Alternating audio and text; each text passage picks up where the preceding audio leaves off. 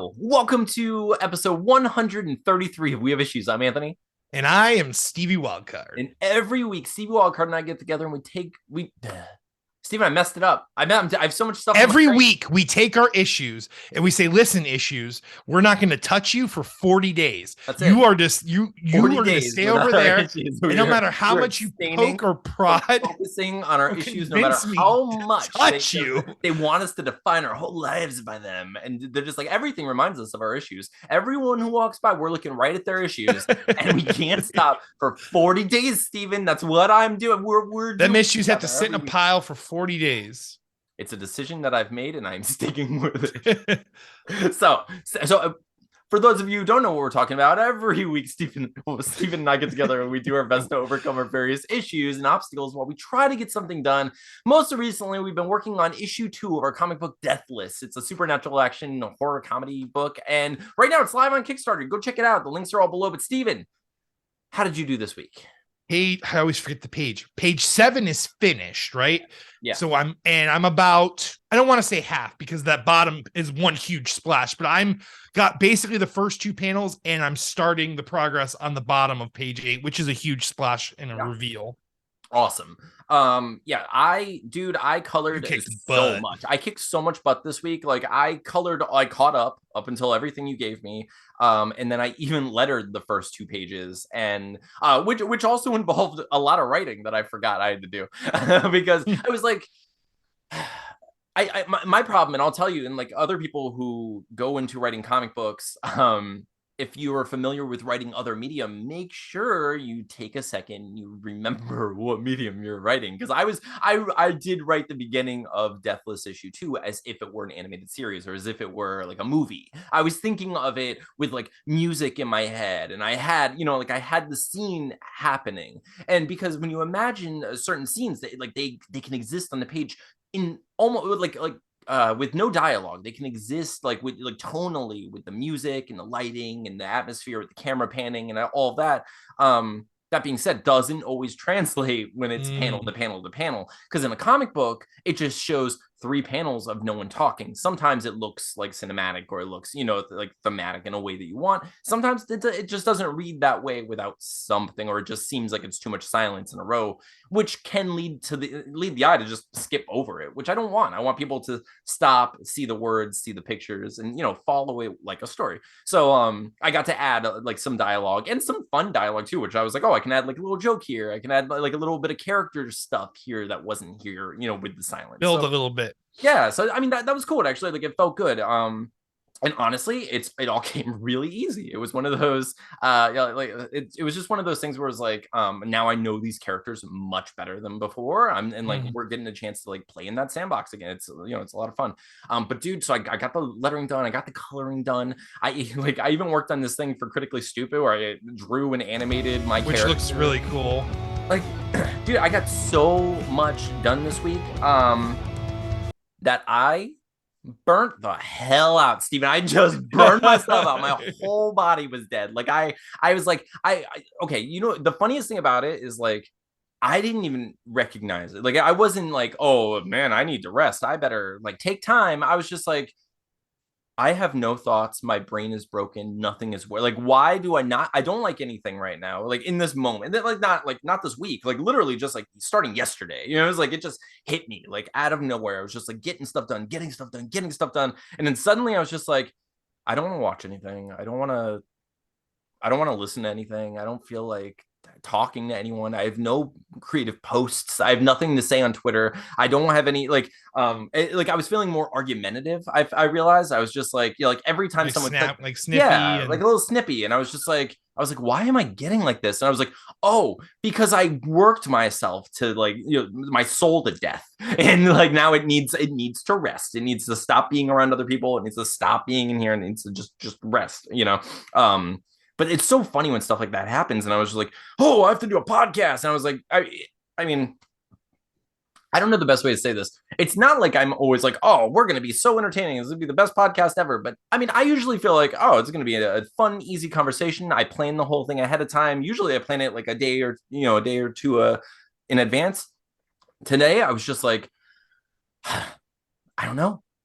I have a lot of stuff I could talk about. I don't feel like you ever like look through Netflix or look through movies or look through music and you just don't feel like watching or listening to anything, but you're just like, that's the thing I should be doing is I just want to sit and just have something, experience something, but I just don't feel like it right now, like They need to make something like on Netflix where it's just you press play and it's somebody else scrolling through stuff and not picking anything. That way you can just relax through the scroll without doing the scroll, because the scroll in itself, it's almost like the journey, right? The journey is just as enjoyable as, or more enjoyable than the end result. So like they need to do a scrolling video. Dude, we should market scrolling videos. Scrolling videos. I mean, it's kind of like the new fireplace video, right? Like that's all. It's the new Yuletide log. Put you right to sleep, baby. Just put you right to sleep. Well, I mean, to that effect, dude, did you ever just put on the TV Guide channel and just let it? Oh yeah, dude.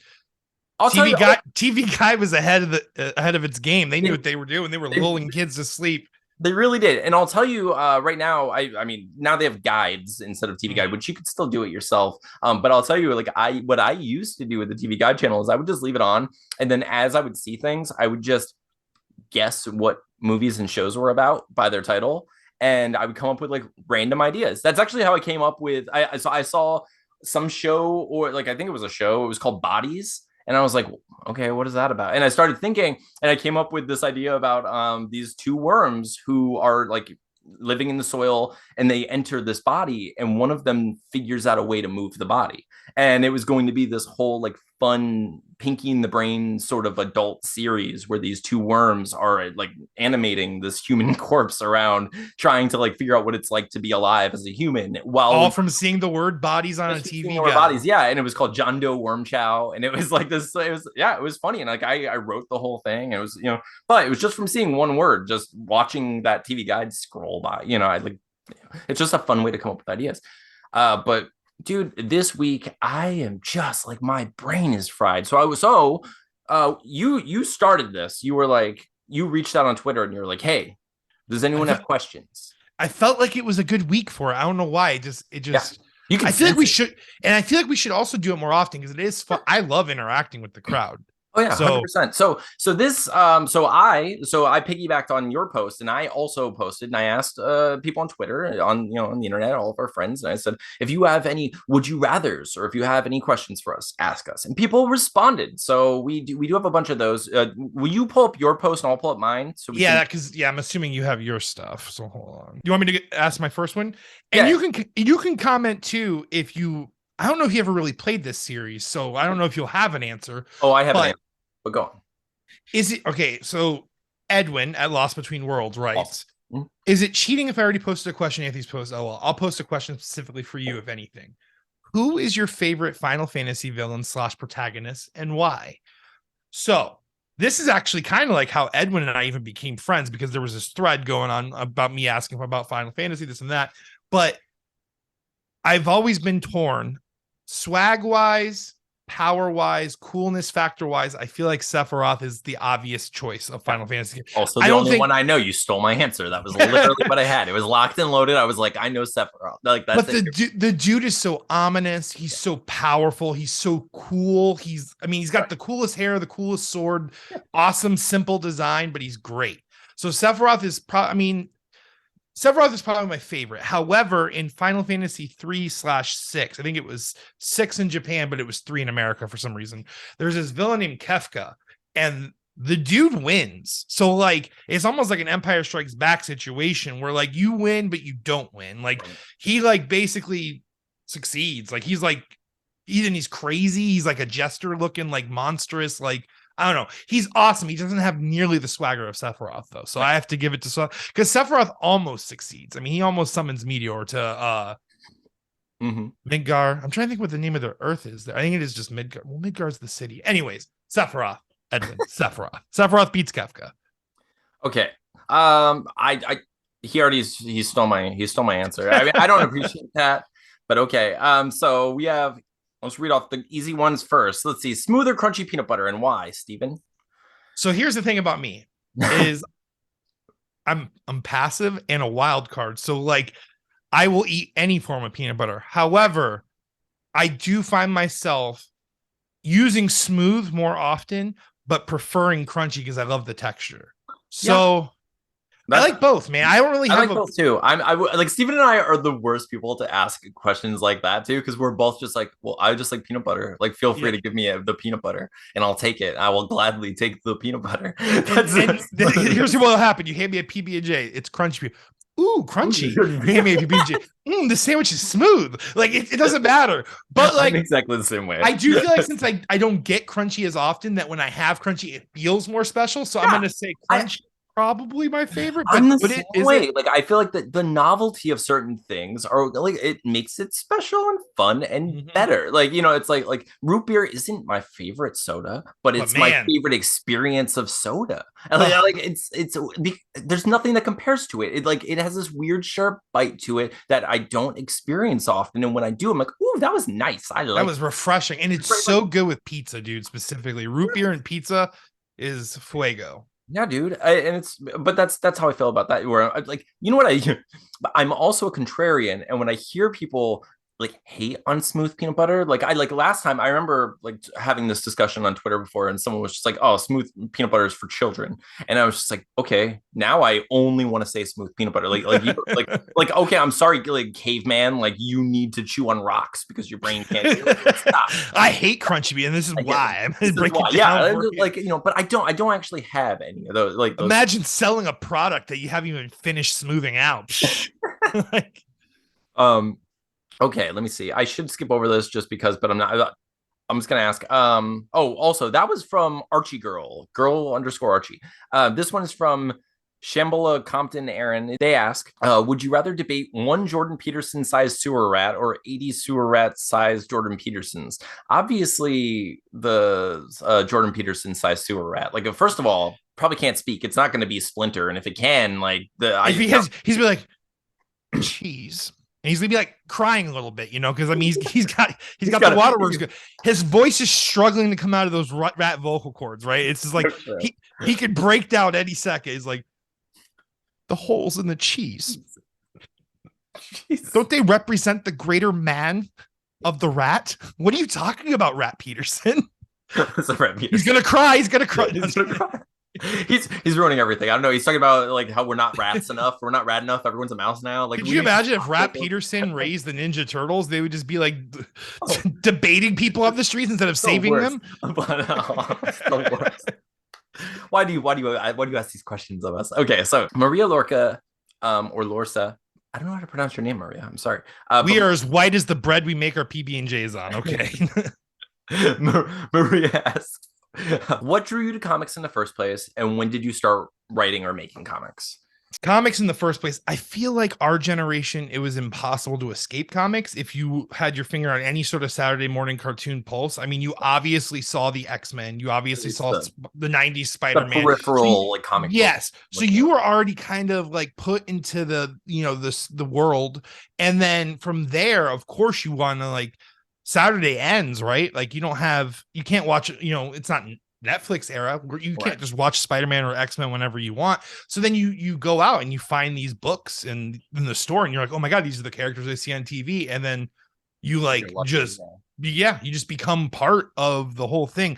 I do remember prior to even the comics, I know what was really big for me because my uncle was into it, my uncle Jason, the Marvel trading cards from the 90s. Remember, like 95? I love those cards so much. I was actually the artwork was so cool. You can still buy them online, like eBay and stuff, for like $2 a card, which is so interesting because I'm just like, I almost want to just invest in a few because like the pure nostalgia of it all. Like it literally is like lifeblood, just like those cards were amazing. Like having those it felt good, like I can still picture like certainly the Fatal Attraction card with Magneto, like this. Oh yeah, it's like the bluish and reddish color, and Wolverine's like sprawled out in the front. Like, dude, the Deadpool versus Cable card, it was like a sideways battle card. It was so cool, dude. Like, so I would say like our generation was kind of immersed in the culture already prior to the books. It was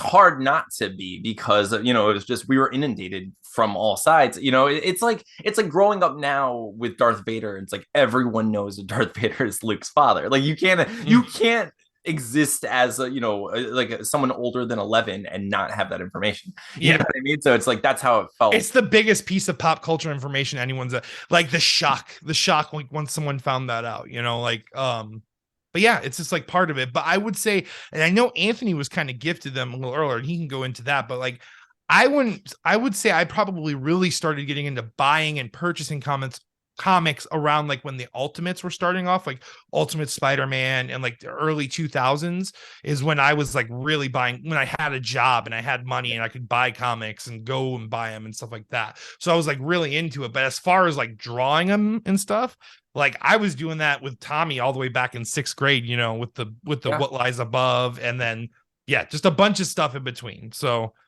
I've been drawing since I was like 2 or 3, and then I definitely was working on paneled comics like in like 6th grade. So yeah, dude. I mean, pretty similar for me. I was like, I like earlier I said that like if you're lucky you get the comics, or people bring you to those, those shops. And like I wanted comics so bad as a kid, because of the various cartoons that we watch. I was just like, I want this. Like I want these comics, and I would watch movies and I'd be like, why can't I? Like, I want to go to there, but my parents just never brought me to comic shops or anything, So it was like eventually my cousin Gary started letting me borrow comics and would like give me some comics and stuff. And, it was like, I was just like fell in love with certain things. And then like when I was 14, I got my first job at Phil's Comics in Margate, Florida.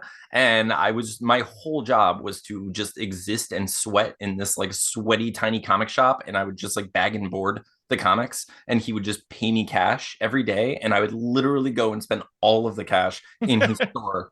All of it. Like I never walked out with 1 cent, like ever. It never cool happened. of him though. Cool of him to actually give you your pay though, and not just give you store credit. Like he was like, really, I'm not forcing you to buy it, kid. And you're like, well, you might as well keep it, Phil. Because I'm keep it, Phil. Yeah.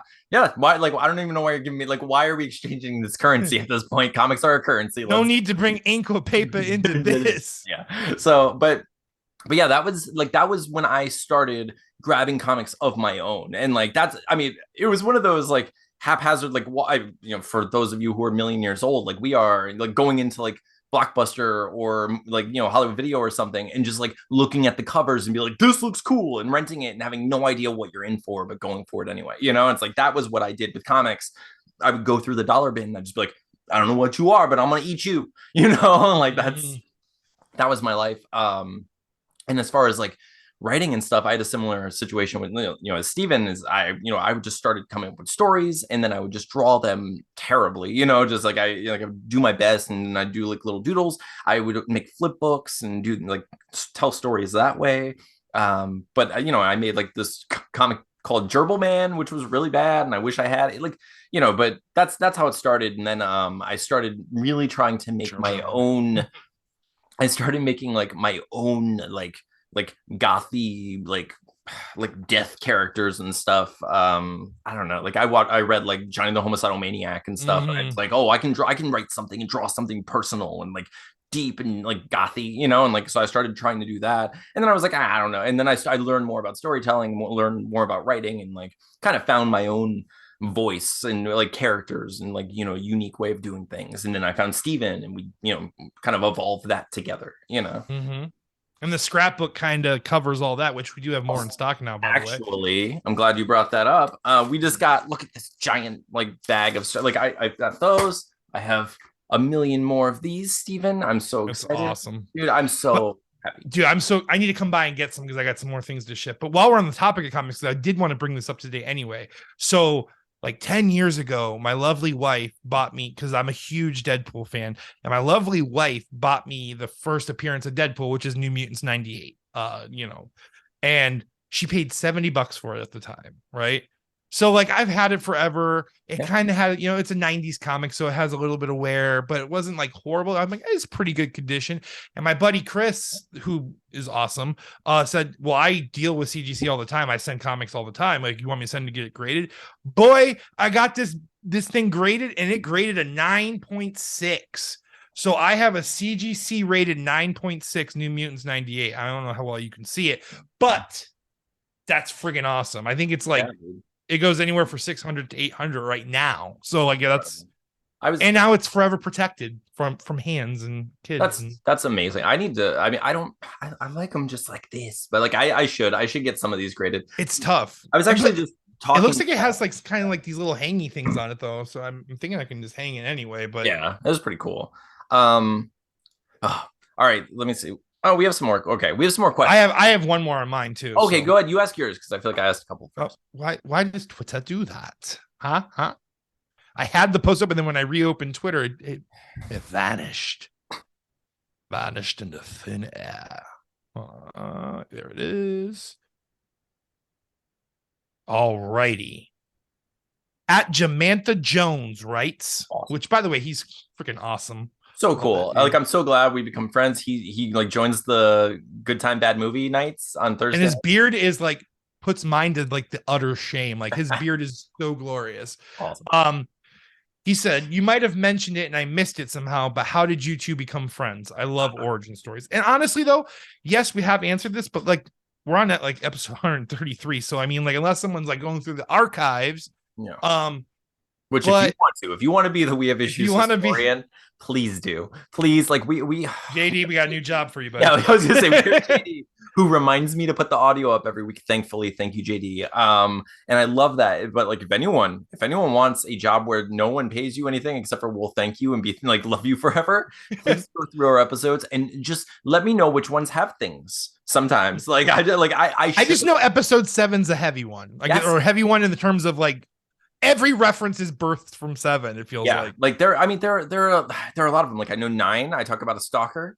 I know there's but I know random ones, and I've tried to hashtag some so I remember like, oh, this one has a Pitches Get Stitches, this one has a Anthony Dates Robots, or like whatever, but I forget sometimes, and I'm like, why didn't I hashtag all of them so I could always go back? And I'm just it makes me so mad. And now it's so much time. It's like so much time. Well, so recently I wrote that stakeout script, and I was just like, oh, I have a history of this. I pitched in our podcast, and then I talked about wanting to write it and wanting to make it, and then I talked about this script, and there's like this whole story, and I was like, I really need to find that original episode where we talked about stakeout.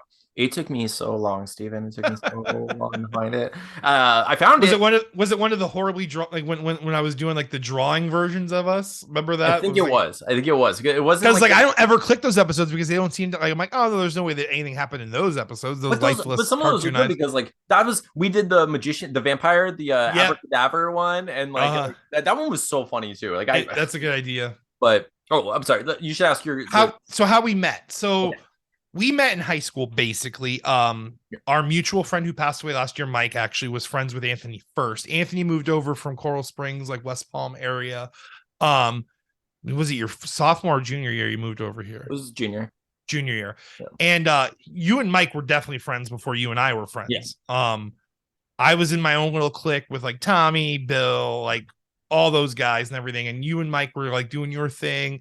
And then what got us together? Like, what was like the first? I mean, obviously we completely bonded over Lost Boys and our love for 100%. Comics. I'll tell you, like my memory. I don't know if it's. I have 2 like strong memories of my introduction to the group, right? Like because and like so the first one, the first one was. We used to go to this campsite. It was like off, in the middle of nowhere of these woods. In Cape Coral, there's a big wooded area. A lot of like just a bunch of trees and nonsense. A lot of nothing, which is a great place to do a lot of something. Like when you're young, it's a fantastic place to go and not get in trouble for doing things you can get in trouble for. So we would go out in the woods.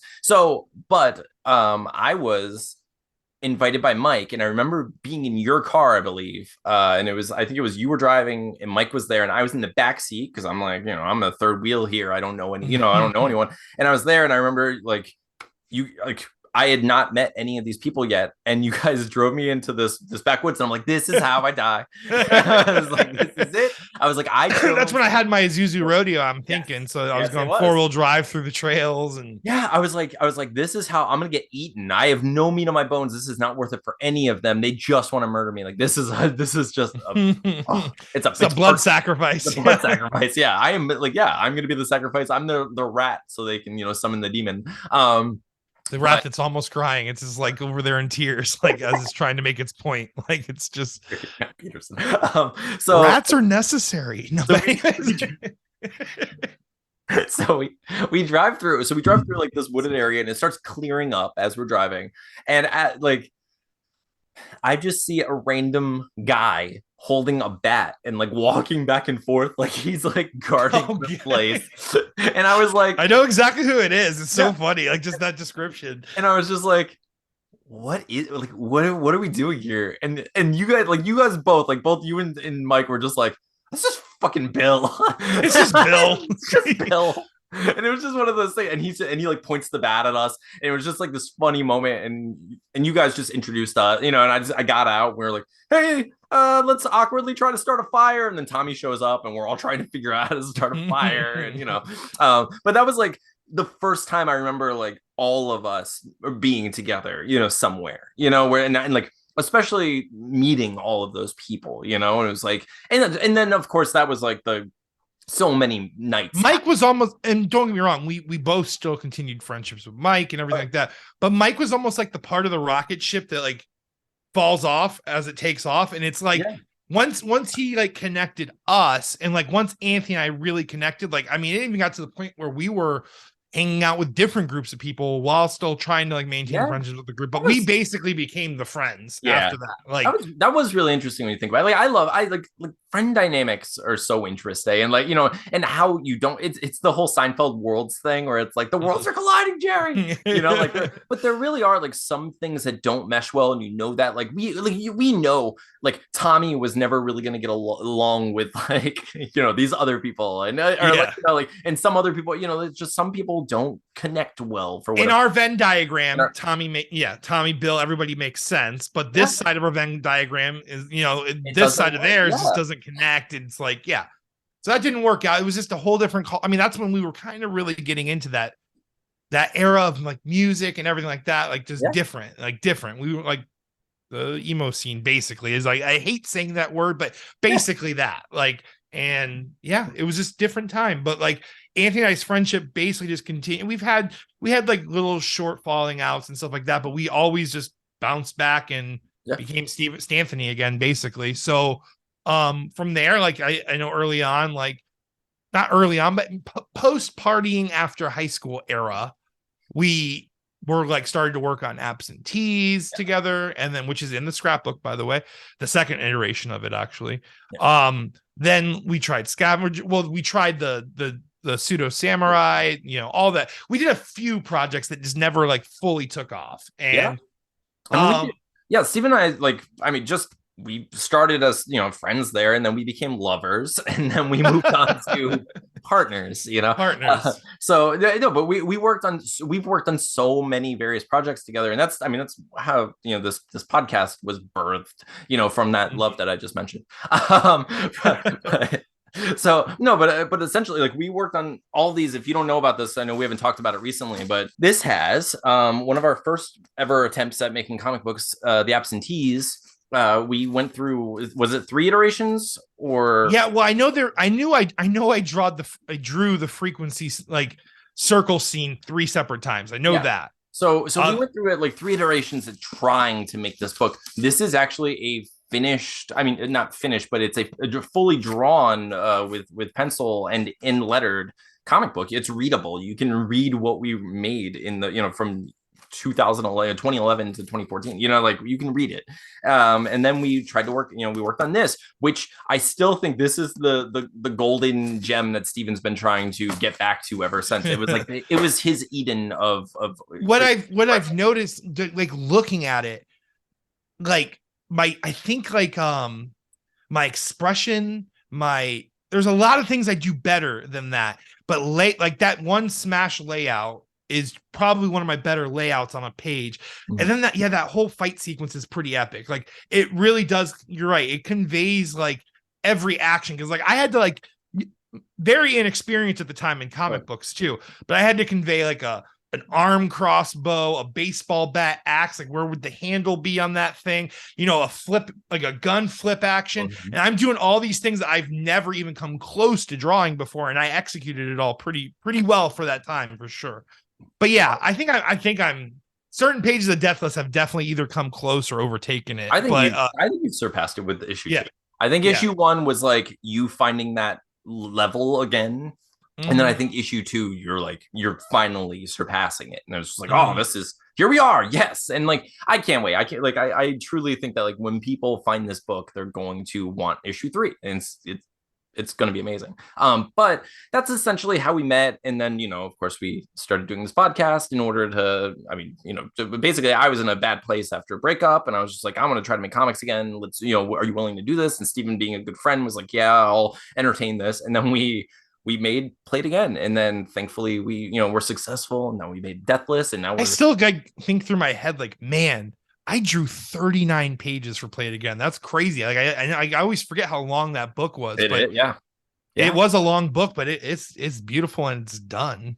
Yeah, so man. It's I love that book still, and I like everyone who reads it likes it. So I'm I can't be more proud of it than I think it's as good as it could be. Like there are little tweaks and stuff that I was like, that I'm like, I wish there are some things I'm like, okay, I probably could have done this better, but it's so good for like a first book back and like such a personal story. And so, I don't know, I think we did a really good job. All right, Steven, super important question. Would you rather walk 500 miles or do anything for love? So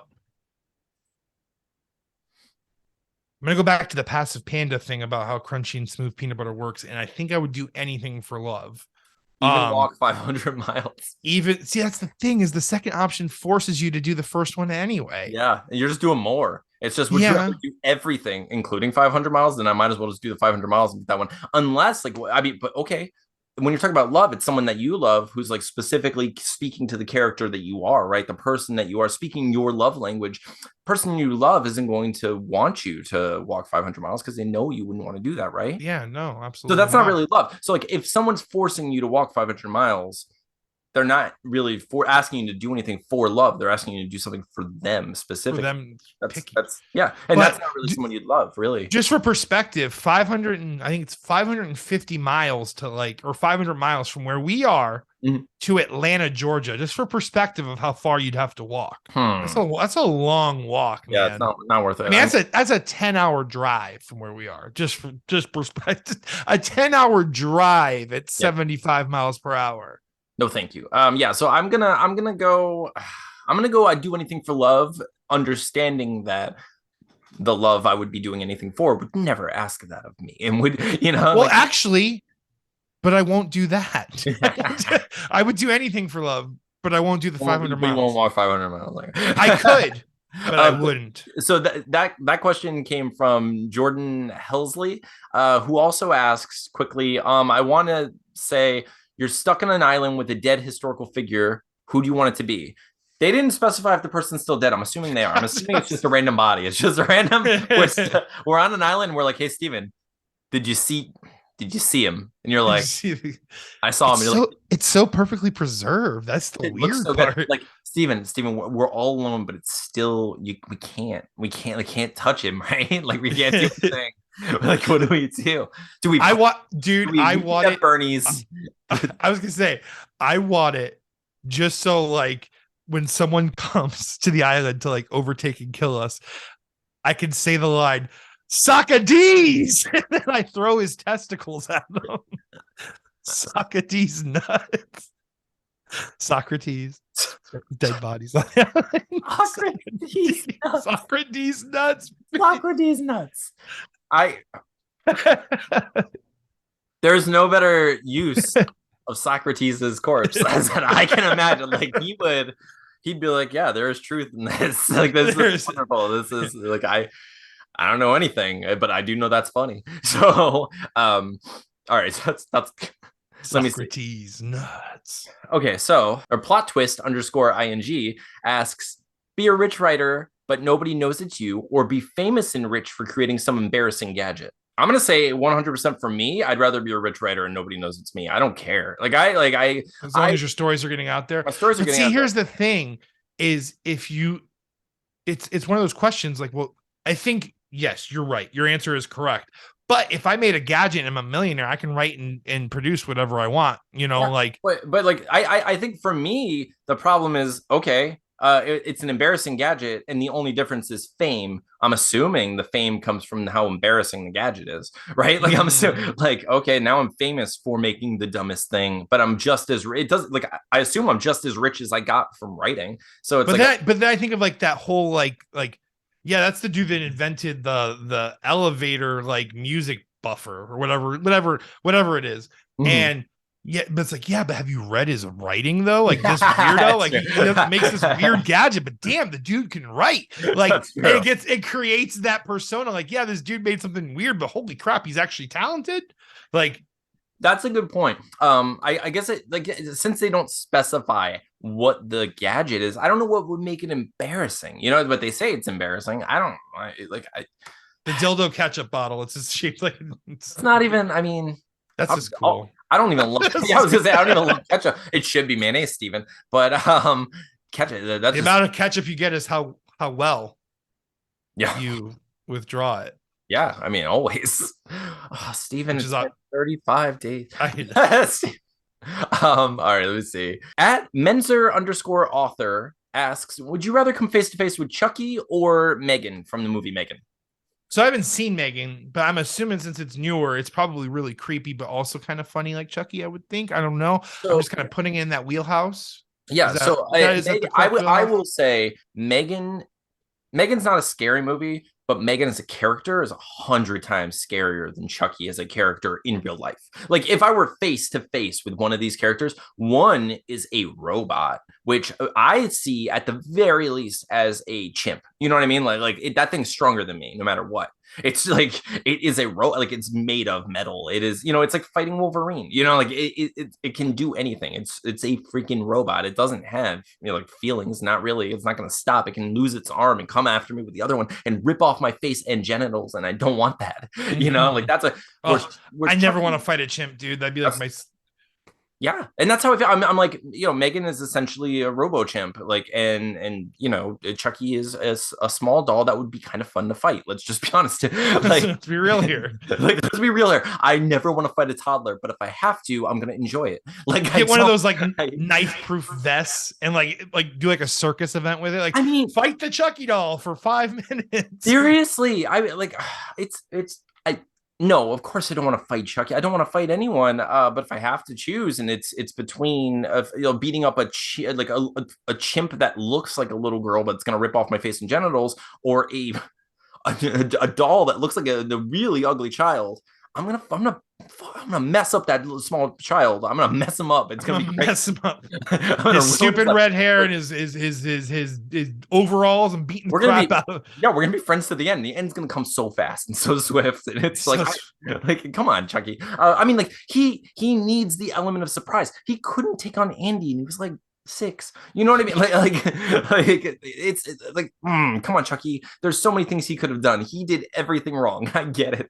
Like Chucky's not supposed to be a genius. He did everything wrong. I would love to fight Chucky. All right. Jess at Soft Apocalypses asks, would you rather squish a baby chick or own a Corvette, Steven? Wait.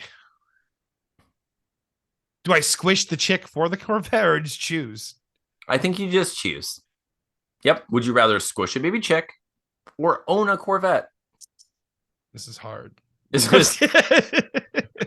I don't want to be the Corvette guy, I mean, no one wants to be the Corvette guy. I don't think you understand how difficult of a choice you're giving us right now, Jess. So you're saying have a Corvette.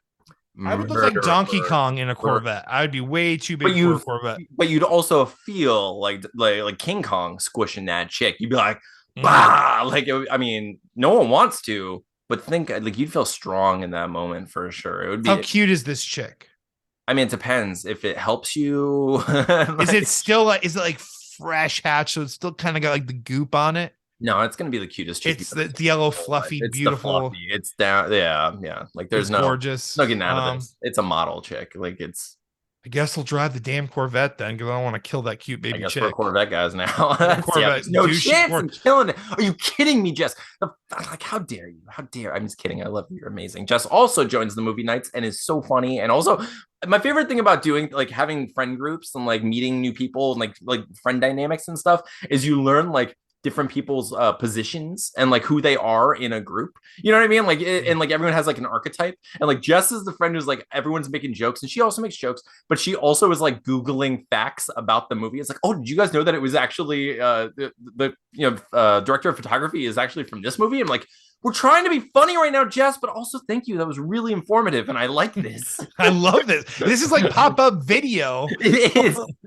Which I loved pop-up video. Yeah, like I know it's amazing, and like it's really funny because I like you learn that you're like, oh, Jess is going to be the person who pops in with these things while we're all making silly jokes, and she's also going to have funny jokes. So it's just amazing. Willette Comics, the Monster Match, asks, would you rather lick sandpaper or get your hand caught in a stapler? Well, lick sandpaper. What grit are we talking? Yeah. I mean, how much do I have to lick it? Do I have to like lick it many times? Just one time? I mean, I've had a cat. So listen, it's not that bad. We are born from the 90s. Okay. Yeah. So we have all licked a jawbreaker until our tongues cracked. Okay. 100%.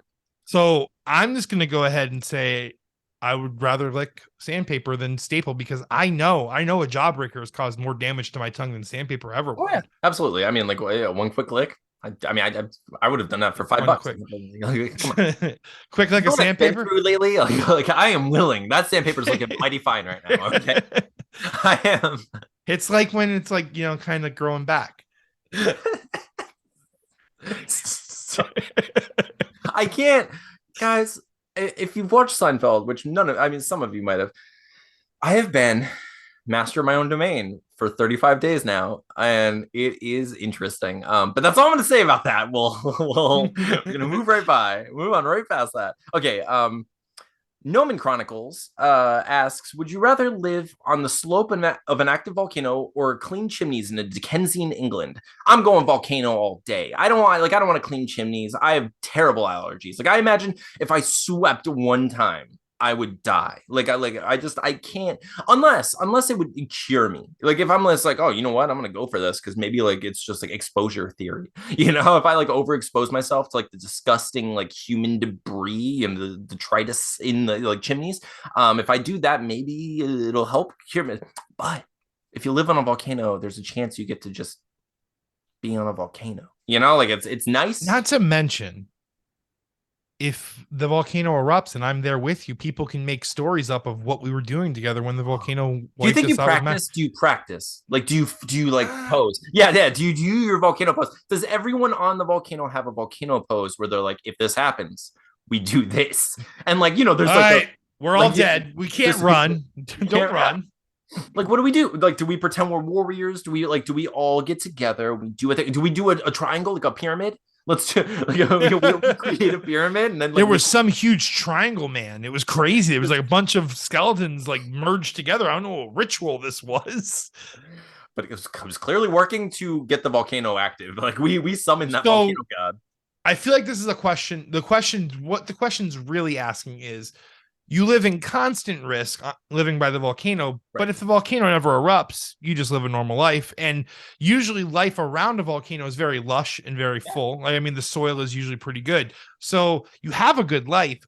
Right. If the volcano ever erupts, though, yeah, you're screwed. Yeah. But chimney sweeping, I mean, there's so much that can go wrong there. I imagine all that cleaning would eventually decay your lungs anyway. Absolutely. You'd probably have a very miserable death. Every day is probably miserable, Every day. It's it's like you wish your life were shorter. You know, like whereas like the volcano, it's like, oh man, you know what? If it ends, it ends. But it's been nice, But all right, let me see. Lost Between Worlds. Our friend asks, if you could switch any famous horror slashers to appear in each other's franchise, who would you pick? Like swapping like Leatherface and Jason wouldn't really change the movies that much if you think about it. Yeah, their respective movies for sure. Like no, it would just be fine. Like it would just work. You know what's weird though? It's like Jason. I need to rewatch the Friday the 13th movies because like Jason has like he goes after these camp counselors. He's like at first it's just like, oh, Camp Crystal Lake. It's just in this one area. It's like his Haddonfield. It's Haddonfield. But then it's like Jason takes Manhattan. Jason goes to space. Now he's just murdering people. And Jason the Menace, and he's like, messing with Mr. Wilson, like he's playing pranks. Jason the Menace. Hey, it doesn't. He doesn't say it. It just says, "Hey, Mr. Wilson," like closed captions under his mask. It's interesting because what I was imagining is I was like, okay, well, but there's some people like if you take Mike Myers and you switch him with Jason, he's gonna be like in Camp Crystal Lake, and he's gonna be like, it's a long walk to Haddonfield, but here we go. and those teenagers were spared that night. And it's like that's his movie. It's a road trip movie at that think point. About the horror in that, because those teenagers get to bang like rabbits without being stopped. The population of Earth grows to astronomical numbers. And depending on the year, the Roe v. Wade situation, no one knows what's happening with those numbers. It's getting bad.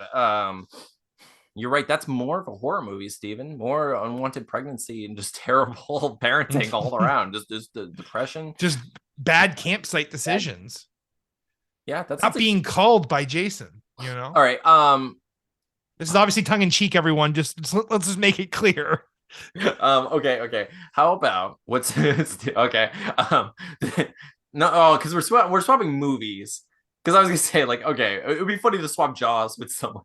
I mean, Jaws is a horror movie. He slashes people. Jaws is a slasher. He uses knives to slash. Just imagine Jaws switched with Ghostface. Like, just like Cindy's like, just the phone rings. It's the phone. Hello. It is silent. You look outside the window. There's just a shark like flopping, like dying. But like, don't get close because he'll get you. If you get close, you're still in trouble. It's the boyfriend is still dying outside because he accidentally got close to the shark. Whoa, is that a statue of a shark? No, it's a real shark. When did Cindy get this shark statue? The shark. Matthew Lillard's like, the shark's like lightly biting. Whoa, man, I'm getting woozy over here. You're only supposed to take a little bite. Why are we trying to hide our identities? I love that you swapped it with only one of them. Yeah, it's just Billy. So Cindy's actually dating a shark.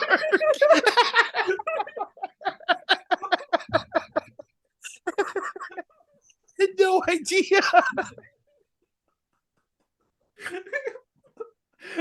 He's going to school with like a pole on and stuff.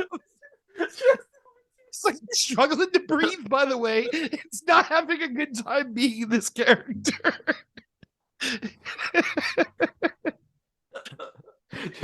I can't stop crying now. The idea that it's the best Clark Kent Superman thing ever. Just, he doesn't know it's him. Oh my God. Okay. Oh, because these questions were worth it just for that. Oh, and this is what I look like when I cry. Oh man. Okay. But also Ghostface springing out of the water trying to stab people is pretty funny too. Like that scene where the guy's swimming and you see the thing come up from underneath. Fowler, one of our best friends, asked, would you rather find yourself in real life Saw situation or Jumanji? I'm going Jumanji forever. Now Jumanji's at least fun. Jumanji's fun, and I feel like you roll yourself out of it. Like you just keep playing. Like it sucks, but eventually you keep rolling those dice. And you just duck, like if they lock themselves in the right car, they're fine. Just stop stopping. Don't even read the cards. Roll those dice until your pieces just move to the end. Like why are you paying attention to that? Why are you experiencing these monkeys and stuff? Like just roll the dice. Like keep rolling. Keep rolling. Fred Durst has the song for it. Yes. It was actually written about his fear of Jumanji and what he would do in his strategy and how he would best it. Oh, actually, that movie, now that I think about it, that movie was the first movie. I'm sure there are others that existed before. I know there are others that existed before them, of course. But that was the first time I remember being aware of someone breaking the fourth wall in a way that was like shocking to me.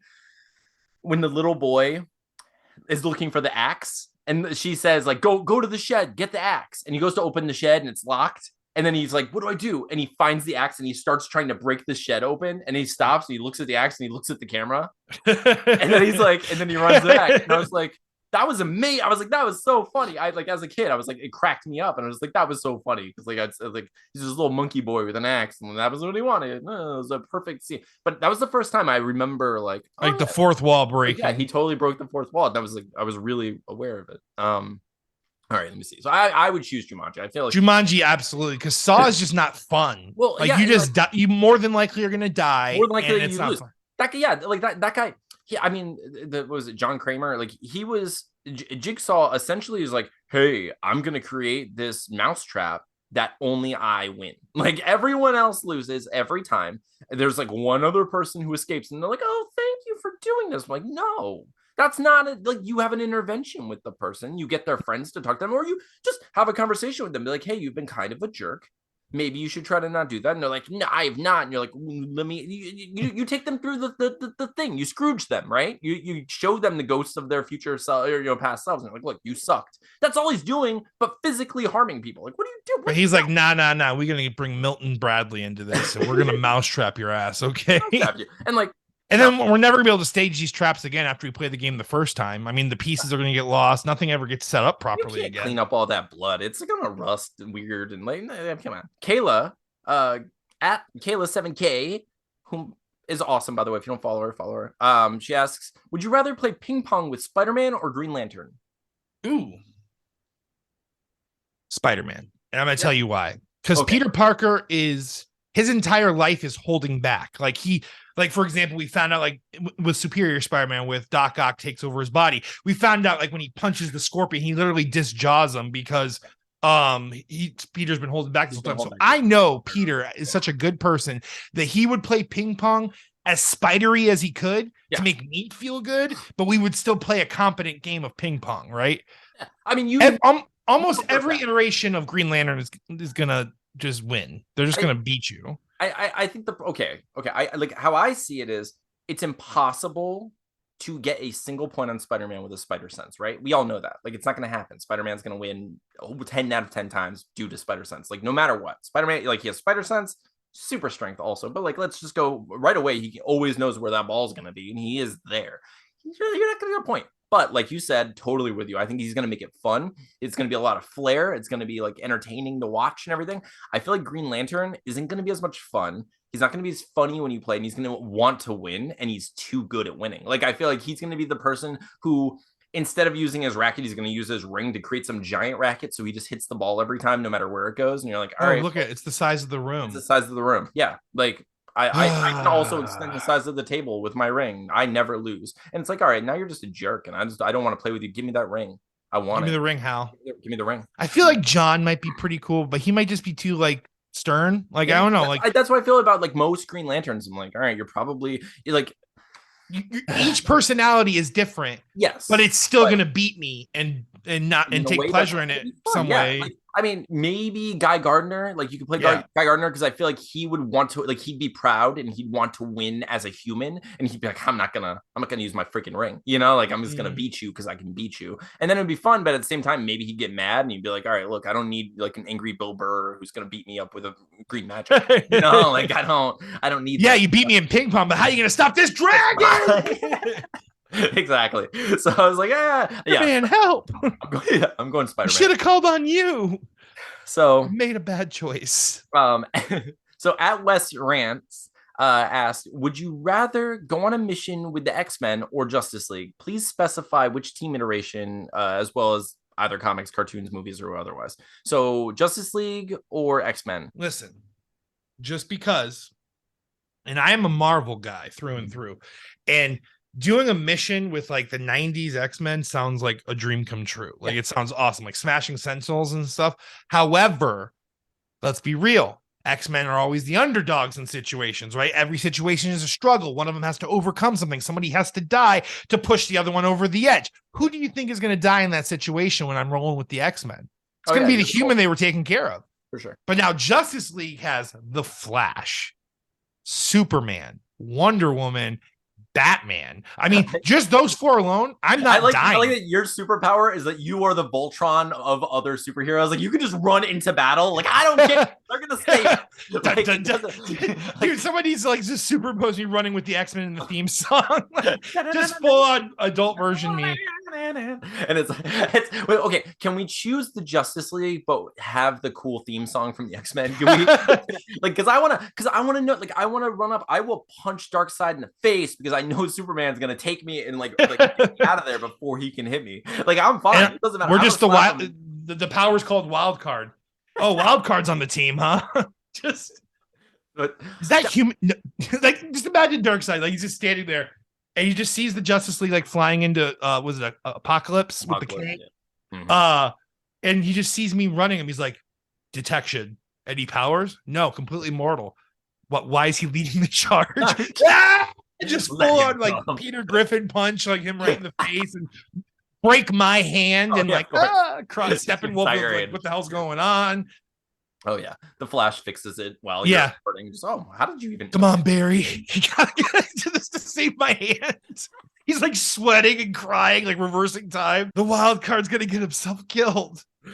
Oh man! But no, I feel safer with the Justice League. Absolutely, like unless the Brotherhood and the X-Men are together, and even still, man, all the humans in the like X-Men world are like packing anti-X-Men stuff. Like it's so crazy. Like even the weakest like adversaries of theirs are like, well, here's the negative storm gun, and it makes it so you are in a claustrophobic area and you're gonna cry. And then like, I don't know, the X-Men just always lose, like, but then they win, of course, but is it worth it? And then you have to hear all the crying and the drama and like the humans, whereas like the hero, like the Justice League, you do the hero stuff and then you go back to your life and whatever that is. It's just a mission and you're done. Yeah. You really want to hear Wolverine go, Yuriko, one more time? No one does.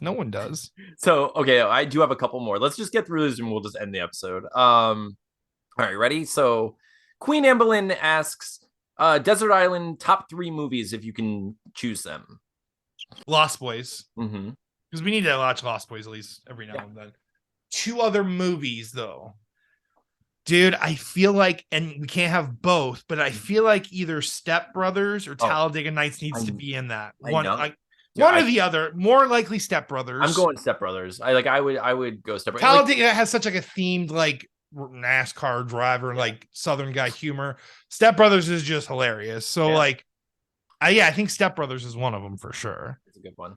Yeah, Step Brothers, Lost Boys, and then we need something like super, like good, like that speaks to the soul.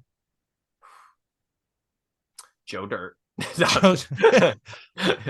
No. Done with that apple core. You know that apple core? No, that I want that. Literally soul moving humor. I don't know.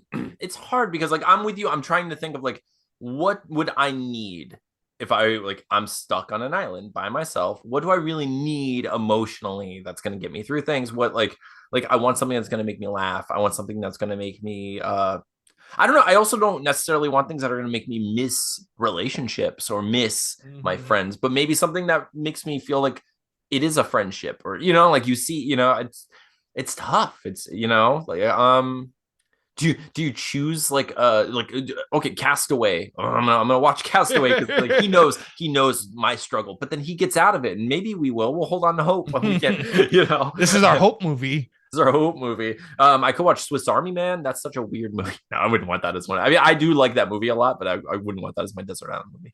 I don't know. That one's too hard. I'm gonna go because we have the funny movie. We have the nostalgic movie. I don't know. What's the third one? What's like the all the seasons of Mr. Rogers? Just so I feel like someone's talking to me.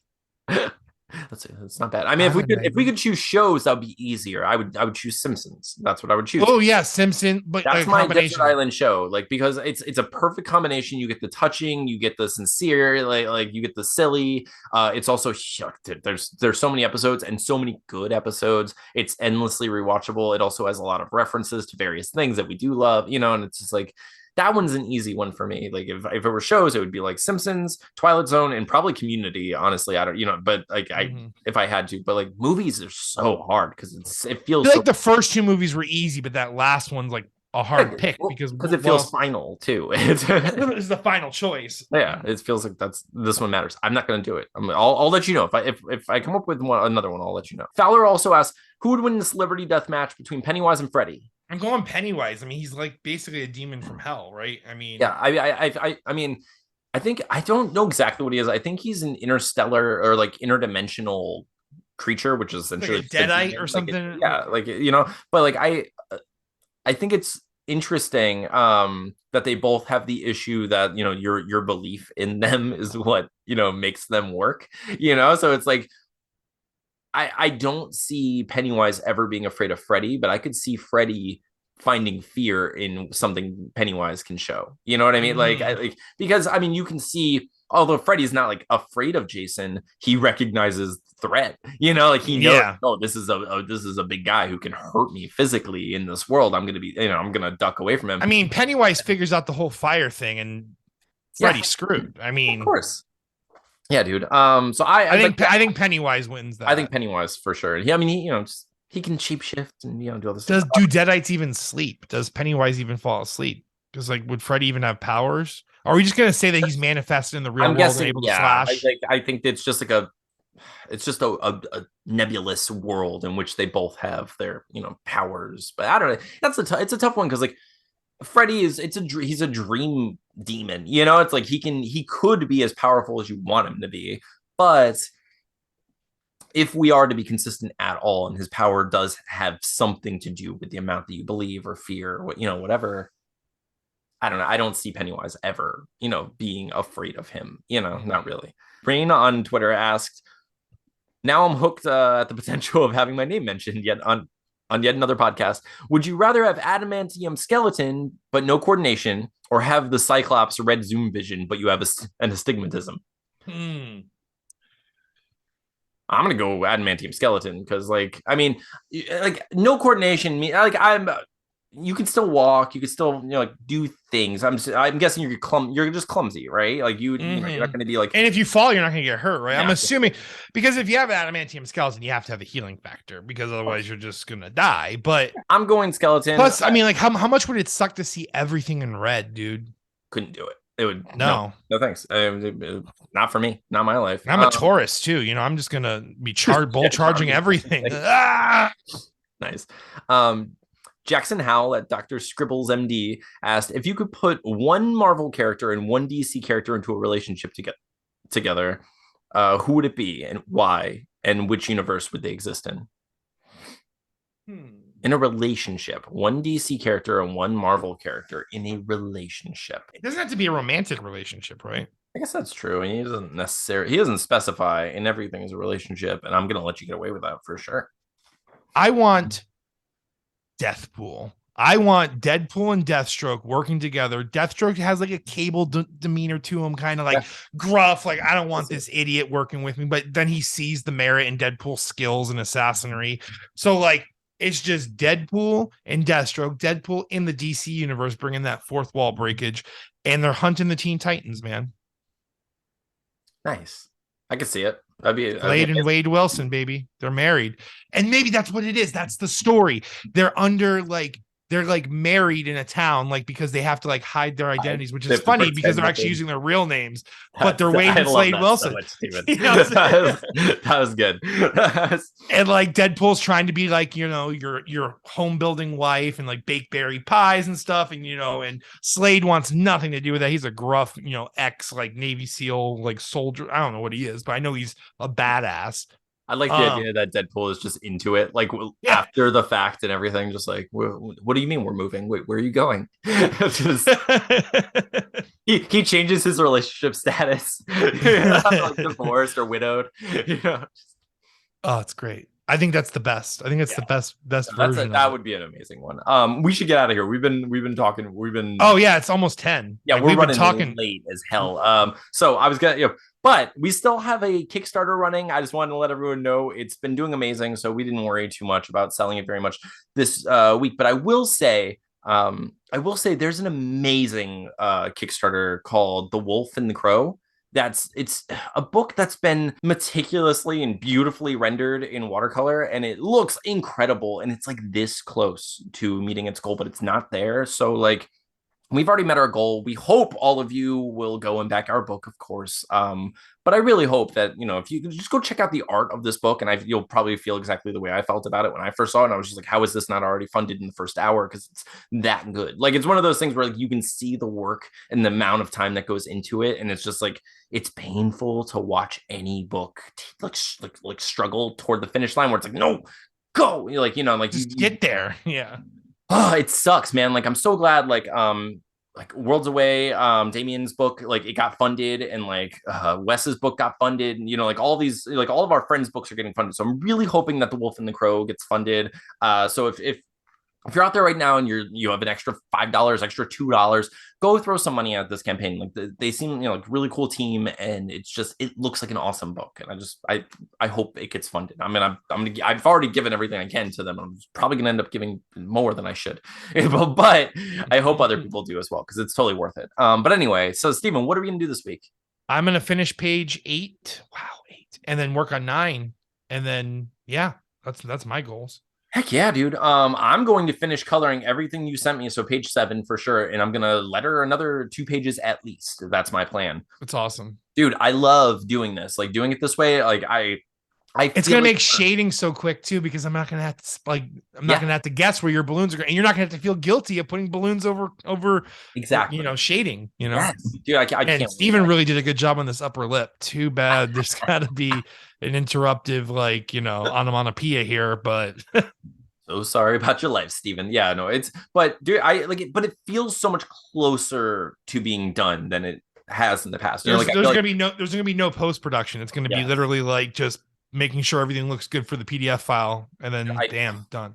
So like, I don't know. I love. I got some crazy pages coming up though. I mean, that showdown fight's going to be epic. But I know, and I know it's going to take a lot. And we'll go through some things, but we have a lot done so far. We have a little less than 2 weeks of the campaign left. So if you haven't backed us yet, you have. I mean, if you've made it this far in the episode, I love you. I'm thankful for you. I want you to know that we appreciate the heck out of you, and we're just glad that you show up every week, and thank you. If there's anything we can do for you, talk about your books or anything you want, let us know on Twitter, here, anywhere, and we will do everything we can to support our friends and family here, because that's what's important. But yeah, thank you for showing up. I'm gonna do all that stuff. Steven's gonna do his awesome work, dude. I'm so proud of us for we got. Just for a second, we have 100 backers on this freaking book already, and we have $5,130. That's well over 200% funded. We killed this campaign, just played it. And I've never been more positive that the book's going to continue to grow than I am now. I'm just I knew if people read issue 1, they'd read issue 2. And now that people see issue 2 and have the opportunity to get issue 1, I think it's just going to keep piggybacking. Yep. And we just keep printing, and the fact that we sold out of the first run of Deathless is just a really cool feat. It is it's a really cool feat. And I truly think we're going to sell out of these too. I mean, a lot of these books are going to have to go to the Kickstarter backers, but the fact that we need to order them at all, it's really cool. It feels really great. And thank you all for showing up for our book. It really does mean everything to us, and we love the heck out of you. All right, we should get out of here. I'm Anthony. I'm Stevie Wildcard. This has been We Have Issues. We'll see you next week. Thank you. Bye.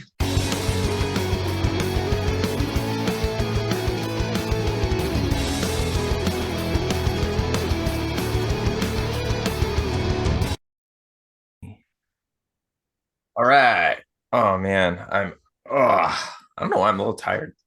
Probably, dude. I'm exhausted today. Yeah. I don't know.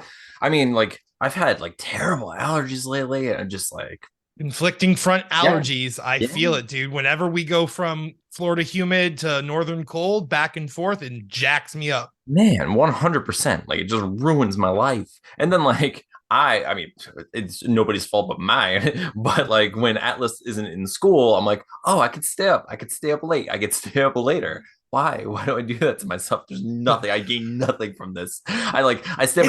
It's like that Nicolas Cage and Pedro Pascal meme where it's you're waking up and looking over at Atlas just smiling at you. Yeah, man, that's exactly. It's crazy. And then but it's literally just me for an extra hour and a half at night with like bloodshot eyes, like staring at nothing as I'm like, I don't even have like a dude, I hate that the most, dude. Well, like, dude, like, so this is what'll happen to me is like I'll work on page or I'll work on something, and then it's like 7:38. I get the kids down, and then Tina and I like, we'll just go to the room and lay down, and we'll like usually throw on The Office. But as The Office is playing, I'm going through TikTok, I'm on Twitter, and then before I know it, it's 10:30 for no reason, and I was already in bed at 8, and I could have fallen asleep. It's stupid. Stupid choices. We keep doing it, and it's like I don't know. It's like the whole How I Met Your Mother thing. Like nothing good happens after 2 a.m. It's like that's how it feels. It's like nothing good happens after 11. But I keep doing it. I keep like hoping. I'm like, oh yeah, so it'll be worth it. It's not. It's never worth it for me. Especially with what's going. I mean, you can edit this out, but especially with what you're going through right now. I mean, I can't, because like me, like those thoughts creep so hard at night, and like I was gonna say that really is a huge component of it, where I'm like, I need to just go the fuck to sleep because that voice gets so loud after 10. It's just it like, really does. It's hey, and I think everyone's asleep except for me. But like I feel like it's so funny because it's like, well, it's also because at that time of night is when those people start posting things, and that like those kind of posts are coming out. You start seeing a little more skin. People are like a little loose, and I'm like, all right, well, I wasn't thinking about it, but now I am, and now there's like I have this whole. And like other brain is already like rationalizing and has like attack points and plans, like how he can execute his mission. Like it's so bad. It's so it's so bad. Like it's so funny because like I have, like I'll be like, okay, I've already planned on doing this. I'm going 40 days. We're doing this. We're gonna do a whole Lent, baby. Might as well. We're already close. Why would I not do this? Of course, the other part of my brain's like, it's actually beneficial biologically to he starts busting out the science behind it. Well, it's clean if you clean the pipes, bro, you have less of a chance of cancer in that area. Prostate cancer is it's so true. But there really are, and it's funny because like there do seem to be more benefits, like listen, he's making a whole lot of sense. I don't know what he's saying. It's so funny because I quoted that today, but we quote that often. Yeah. But I just imagine just wondering, voice in my head, if it actually caused prostate cancer, would your opinion be any different? Absolutely not. It would not. I would still be pushing you to do this. Yeah. it's the Emperor's New Groove thing. Like, no. He's got a point. He'd kill you, and I would watch us die. I would enjoy it thoroughly, and I would ask you to do it again if we ever came back. Oh, the Patrick Warburton. Yeah, so good. Dude. Oh man, look what I can do. What's that have to do with anything? No. He's got a point. Oh man, I did like. It's so funny because like that's the kind of thing that like I kind of want to talk about on our show, but I'm also like, I don't know. Like, does anyone? I think we get him. I think they'll get it. If you want to put this on, I think this implies enough, but I digress. Master of my own domain and have been for 35 days now. 35, as old as I am in years. He's already surpassed NNN. It's true. It's crazy, Steven. I don't even know. I think the funniest thing about it is like I did it out of nowhere. I was just like, you know what? I'm not gonna focus on that. It's stupid. I'm gonna be more productive. I'm gonna do other things. When I think about like doing this thing, I'm gonna start, you know what? I'm just gonna keep coloring. I'm gonna watch stuff. I'm gonna watch more movies and put more stuff on. I'm not focusing my time, like properly. So I started doing that, and then like 8 days in, I was like, oh my gosh, this is the beginning of a Lent. I had no idea. It was just like perfectly coincided. I I was 8 days before Lent started, and then like 8 days in, I was like, wait, it's Lent? Like today is the beginning of like Lent, like 40 days of abstaining from something, doing this. I might as well jump on that Lent horse. Like, why would I not do? I'm already a week and a day in, baby. Yeah. I'm like, why would I not do that? Like, I might as well. I'm gonna Josh Hartnett this. And Steven, it has been not easy. It is not easy. It's so stupid though. And I think like no pun intended, but like the harder it gets, Like the harder it gets, the dumber I feel. You know what I mean? Where I'm just like, but you know what's really weird? I feel like this is the closest I'll ever come to understanding like smoking and like smoking addiction, where people are like, because like it's always in the back of my head where I'm like like you guys like once you quit, it's like, come on, you don't backslide. You just keep riding, just You keep full going on. forward. You full on, right? But then like for me, I literally will go and like forget. And it was amazing. Like I had this big chunk of time, right? Like during this process, I had this chunk of time where it didn't even occur to me. I was just like, I can't believe this is happening. Like actually, like when I last time, like a few days ago, when I messaged you, I was just like, oh my god, like it just occurred. I was like, I'm still doing this. Like this is still. I've maintained. I've maintained and like effortlessly for chunks at a time. Now, but like the thing, the weirdest thing is like there will be chunks at a time, and then something will happen. Something will cross my perception. Yeah, like they're just it's a fleeting image of it's the woman in red from the Matrix. It's like the fleeting, just someone walks by. It's like, okay, well, it's about to ruin my whole situation. Like perfume probably smells stronger. Like, oh my god, it's insane. Like you're probably picking up pheromones you haven't smelled in years because God, but it's true, and it's like but like, that's to my point. It's like it makes me feel like such a dummy, like such an animal. Where I'm just like, all right, listen, like if it is more difficult, I want to do it more often, like more. You know what I mean? I'm like, come on, like if it is this difficult, I'm gonna push through and definitely do it. Like this is stupid. It should just be like that's just a thing that happens. It's just the thing we do. It's not a big deal. But my brain is just like, no, it's a thing we need to do way more often than you're letting me. and it's just like, can you check the records? Okay, so like once he figured it out, it was basically pretty consistent for like 25 years, 20 years. What's changed? What has changed? What have we done wrong? Maybe he needs to do it more. Hit it. The emergency of the switch. There's emergency. Everything is sexy. Everything is sexy. Like Steven, and that's the like that happened. Okay, so like early on, what happened was it was like, okay, this is going to be weird. And then suddenly butts were everywhere. And I was just like, oh no, this is like one of those like Looney Tune cartoons where I'm seeing steaks. Like I'm literally seeing like human steak. And this like, it's like the closest I could come to like objectification. You know what I mean? Where I'm just like, oh man, I'm only seeing butts at this. This is weird. Like, like I'm noticing that before anything else, like right away. And it's like, and it's weird. It feels like it's like vampiric, or it's just like, oh man, this is stupid. And that's when like I started going like, no. I need to like overcome that and like get past that part. And I did. And then it was like kind of like smooth sailing for a while, where it was like I kind of like fell out of it. I wasn't really thinking about that stuff, didn't really care. And then like I don't even know what the trigger was. Like something happened like recently where I was just like, oh my gosh, what is this? And I was just like, and then like the last couple of days I've just been like, nope, I'm pushing through, but it is not easy. This right, like in this chunk of time, I am very aware. It's sending everything. The hell mouth is open. Oh, like they're going ham. Oh, it's been bad.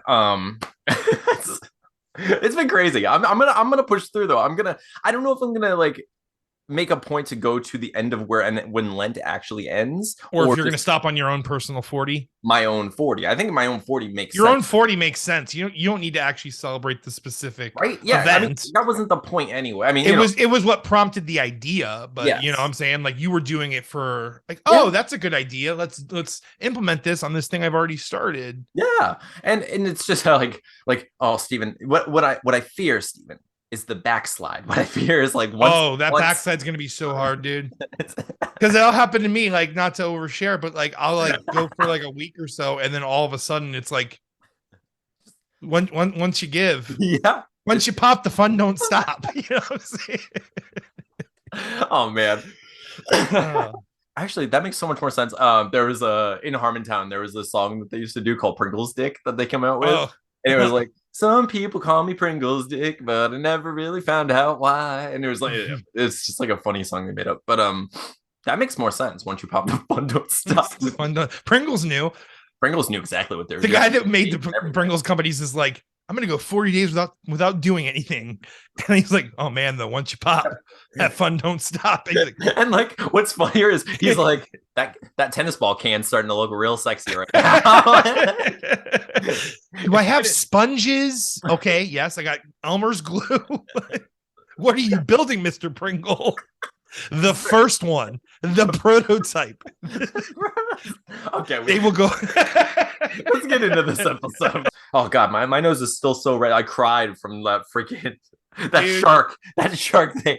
That was worth the questionnaire. Just that it was that one question. I was like, I couldn't get Jaws out of my mind, and then when you said Scream, I was like, oh my god.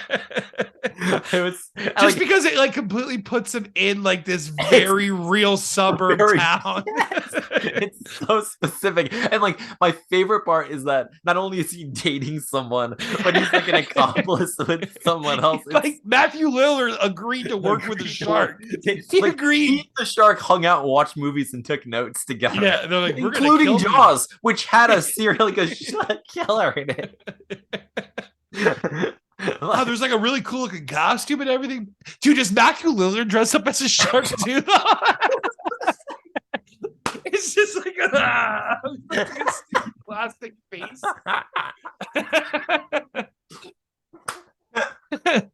He's got to like grab his victims and like wiggle the helmet to like bite them. It's just a bunch of knives. Oh man, this is definitely the after the episode part.